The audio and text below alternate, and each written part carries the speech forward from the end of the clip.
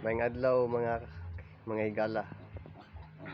Medyo stress ta karon kay ang atong anay medyo minus og gatas. Kaya mga baktin niwang. Isa ni kani. Medyo niwang ba. Kani magong niwang nga baktin mabalaka ta ani kay ang pats man gud ako kay nagikatabang sa baktin nga dili sila makasakit.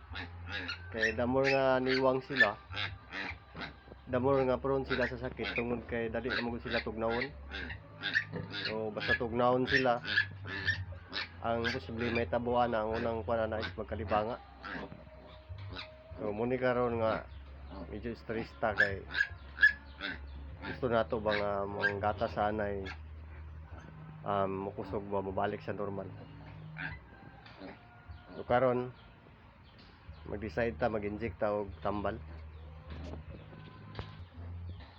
So mao ni nga tambal ang atong gina-inject 50 to 100 ml.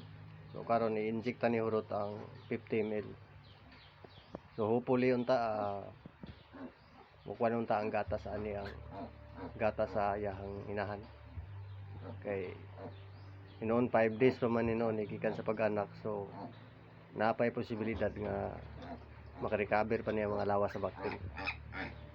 So kana lang siguro gulat lang ta sa resulta ni kung okay ba ni siya nga tambal. Kay kung kani siya nga tambal is okay ni siya, so mao na niya akong gamiton sa sunod.